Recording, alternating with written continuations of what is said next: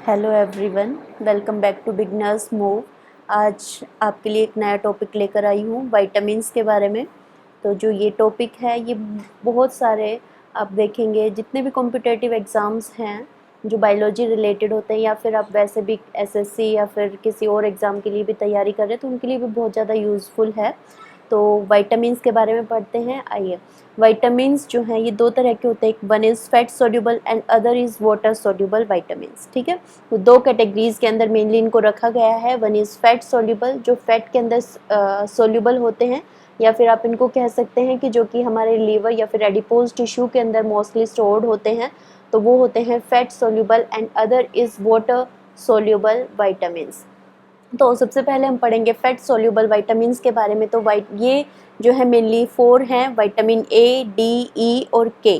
ठीक है, तो ए, डी, ई, के भी आप इनको याद कर सकते हैं, या फिर फोर इसके अंदर vitamin A, vitamin D, vitamin E और विटामिन के है। विटामिन ए जो है इसकी डेफिशिएंसी के कारण क्या कोज होता है, नाइट ब्लाइंडनेस कोज होता है। नाइट ब्लाइंडनेस मतलब कि जो विज़न है वो बहुत ज़्यादा कम हो जाता है, या फिर जो पर्सन है उसको देखने में बहुत ज़्यादा दिक्कत होती है। नेक्स्ट है विटामिन डी। विटामिन डी की डेफिशिएंसी से होता है रिकेट्स चिल्ड्रन के अंदर और ऑस्टोमलेशिया होता है अडल्ट्स के अंदर। रिकेट्स जो है यूजुअली एक बोन डिजीज़ होती है जिसके अंदर बच्चों के अंदर यूजुअली ये पाई जाती है। जब विटामिन डी की डेफिशिएंसी हो जाती है तो इसके कारण क्या होता है कि जो बोन्स हैं ये वीक हो जाती हैं। बोन्स जो है ये बहुत ज़्यादा वीक हो जाती हैं, या फिर इसको हम कह सकते हैं कि ट्विस्टिंग ऑफ बोन भी हो सकती है। ओस्टियोमलेशिया जो है ये दो वर्ड से मिलके बना हुआ है। आप देखेंगे one is osteo and other is Malaysia. तो ओस्टियो का मतलब होता है बोन।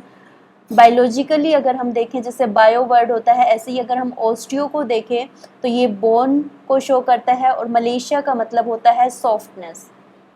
तो ये होता है यूजुअली अडल्ट के अंदर। जब पर्सन जो है उसकी एज हो जाती है मतलब 40 या 45 के बाद, तो उसके अंदर क्या होता है, जो बोन्स हैं ये कुछ हॉर्मोन्स की डेफिशिएंसी की वजह से भी होता है जो कि विटामिन डी को यूटिलाइज करने में हेल्प करते हैं। तो ओस्टियोमलेशिया जो है ये क्या होती है, बोन्स सॉफ्टनेस। बोन्स जो है वो बहुत ज़्यादा सॉफ्ट हो जाती हैं। नेक्स्ट है vitamin E. Vitamin E usually क्या होता है इसके अंदर, मतलब ऐसा कोई मेजर इसका डेफिशिएंसी सिम्टम तो नहीं है, लेकिन न्यूरोलॉजिकल डिसऑर्डर्स इससे कोज होते हैं। नेक्स्ट है विटामिन के। विटामिन के जो है ये एडवर्सली अफेक्ट करता है ब्लड कोएगुलेशन का, मतलब जो ब्लड है उसके कोएगुलेशन को नहीं होने देगा। अगर विटामिन के की डेफिशिएंसी है, ब्लड जो है वो कोएगुलेट नहीं करेगा। तो ADEK के लिए हम शॉर्ट फॉर्म यूज़ कर सकते हैं केडा, या फिर कीड़ा भी आप इसको बोल सकते हैं, कि ताकि आप इसको ढंग से याद रख सकें। केडा या फिर कीड़ा, ADEK। उल्टा केडा, कीड़ा या केड़ा का आप अपोजिट कर देंगे ADEK, तो आपको याद आ जाएगा कि ये जो है ये फैट सोल्यूबल जो विटामिन्स हैं। तो ये उसके लिए शॉर्ट ट्रिक है, केडा या फिर कीड़ा भी आप इसको याद कर सकते हैं, ADEK। तो ये हमारे फैट सोल्यूबल विटामिन्स हो गए। नेक्स्ट हम देखेंगे वाटर सोल्यूबल विटामिन्स, जो कि हमारी दूसरी साइड पे लिखे हुए हैं। तो जो वाटर सोल्यूबल विटामिन्स हैं इसके अंदर दो तरह के आते हैं, एक है नॉन बी कॉम्प्लेक्स और एक आते हैं बी कॉम्प्लेक्स विटामिन्स। मतलब एक तो क्या हो गए, प्योर हो गए, और दूसरे हो गए जो कॉम्प्लेक्स फॉर्म के अंदर प्रेजेंट हैं, या फिर हम इनको कह सकते हैं कि किसी कॉम्बिनेशन के अंदर जो प्रेजेंट हैं वो हो गए बी कॉम्प्लेक्स। तो नॉन बी कॉम्प्लेक्स के अंदर सिर्फ आता है विटामिन सी, जिसको हम एस्कॉर्बिक एसिड भी बोल सकते हैं, और दूसरा आता है बी कॉम्प्लेक्स विटामिन बी। मतलब विटामिन बी की ही क्या होता है, B1 से लेकर और B12 तक बहुत सारी फॉर्म्स इसकी प्रेजेंट है। कुछ इसमें से रिड्यूस भी कर दिए गए, मतलब जो ये आप देखोगे B1, B2, B3, B5, B6, B7, B9, B8, तो यहाँ पे आप देखोगे B4, B8 जो है ये नहीं है, ये मिसिंग है। तो ये कहीं ना कहीं इन सब के कॉम्बिनेशन के अंदर ही लाई करता है, तो इसलिए इनको यहाँ से क्या कर दिया, रिड्यूस कर दिया गया या फिर हटा दिया गया है। तो मोस्टली जो बी कॉम्प्लेक्स की टाइप होती है वो B1, B2, B3, B5, B6, B7, B9 और B12 होते हैं, इसलिए इनको बी कॉम्प्लेक्स बोला गया है। और दूसरे होते हैं नॉन बी कॉम्प्लेक्स, जो क्या है विटामिन सी, जो कि प्योर फॉर्म के अंदर प्रेजेंट है। ये किसी के साथ कॉम्बिनेशन या फिर जैसे विटामिन C1, C2 इस तरह के इसके अंदर कोई फॉर्म नहीं होता, सिर्फ विटामिन सी है। इसको हम एस्कॉर्बिक एसिड भी बोल सकते हैं। तो आइए अब पढ़ेंगे विटामिन बी कॉम्प्लेक्स के बारे में, इनके अदर नेम्स क्या क्या हैं और इनकी डेफिशिएंसी के कारण कौन कौन सी डिजीज़ काज करती है, और उसके लिए एक अच्छी सी शॉर्ट ट्रिक।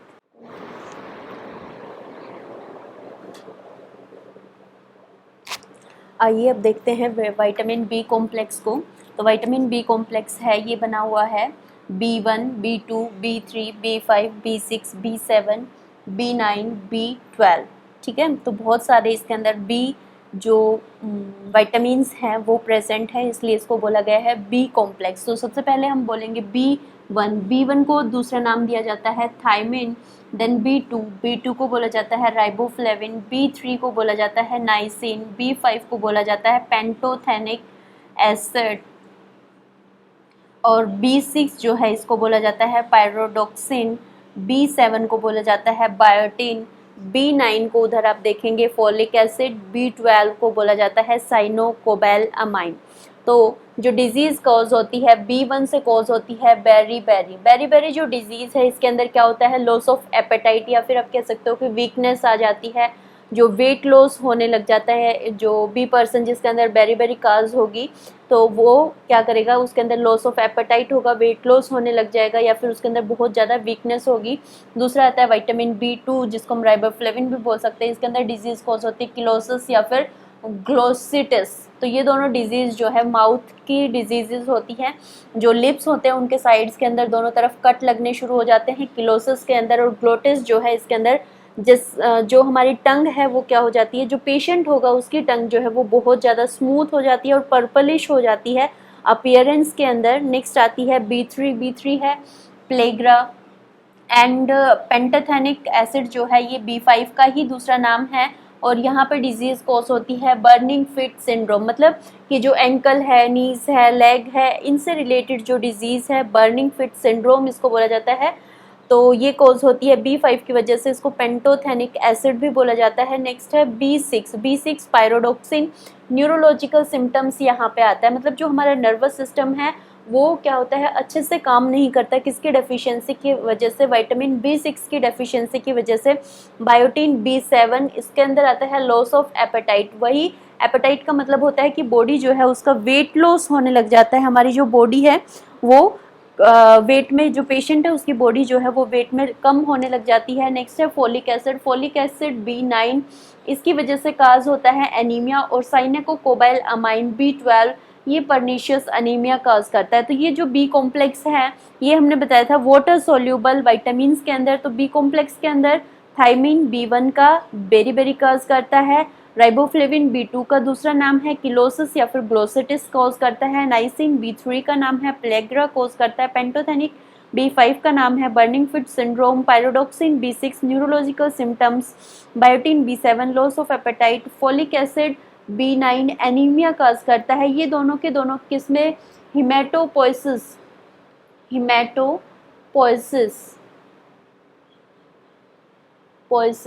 मतलब कि जो रेड ब्लड सेल्स है या फिर जो हीम का मतलब होता है ब्लड और पोइसिस का मतलब होता है जनरेट करना।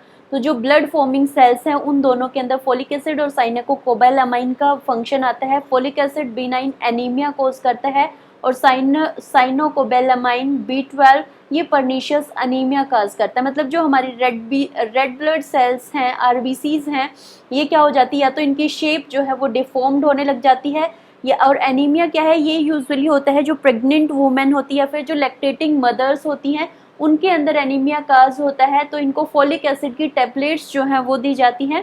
तो एनीमिया क्या है, मतलब इसके अंदर क्या होता है, जो हीमोग्लोबिन है HB जो है ये कम होने लग जाता है। जो एवरेज हम मानते हैं 14 to 15 या फिर 13 to 14, जो भी हम एवरेज लेके चलते हैं फीमेल और मेल के अंदर, उसमें से उसकी जो क्या हो जाती है, कमी होने लग जाती है उसमें। मतलब कि 8 HB से नीचे चला गया तो एनीमिया कोज हो गया। तो मतलब मोस्टली क्या कहते हैं, जैसे ब्लड की कमी हम बोल देते थे, हीमोग्लोबिन की जो कमी है वो एनीमिया। और साइनोकोबाइलामाइन B12 जो है इसकी वजह से पर्निशियस अनीमिया, RBCs जो है इनकी शेप जो है वो डिफॉर्म्ड होने लग जाती है। और इसी के साथ जो वाटर सोल्यूबल था, यहाँ पे हमने एक शॉर्ट ट्रिक देखेंगे, ये है टर्निप। इसको आप ऐसे भी याद कर सकते हैं TURNIP टर्निप BFC, मतलब क्या है इसका, टर्निप बेस्ट फूड कोर्ट, ठीक है, टर्निप बेस्ट फूड कोर्ट। तो जो फैट सोल्यूबल है उसके अंदर हमने देखी थी कीड़ा, और यहाँ पे क्या है, टर्निप बेस्ट फूड कोर्ट।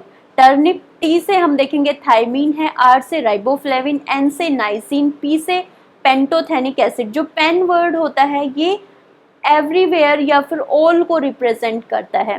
तो यहाँ पे जो पेंट, या फिर आप इसको ऐसे भी याद कर सकते हो जैसे पेंट, पेंट हम किसके लिए यूज करते हैं, पेंटागोनल आपने सुना होगा। तो ये जो पेंट वर्ड है ये 5 को डिनोट करता है, तो B5 जो है इसको हम बोलते हैं पेंटाथेनिक एसिड, पेंटोथेनिक एसिड। पेन जो है ये आल, ये एवरीवेयर मतलब सब जगह प्रेजेंट है, इसलिए इसको नाम दिया था पेंटोथेनिक एसिड। नेक्स्ट है, नेक्स्ट P जो है ये रिप्रेजेंट करता है पायरोडोक्सिन, B जो है ये है बायोटीन B7 के लिए, F is folic acid and C is cyanocobalamin, ठीक है। तो टर्निप BFC आपको याद रहना चाहिए। टर्निप का मतलब वैसे हम हिंदी में देखते हैं तो शलजम होता है, शलजम।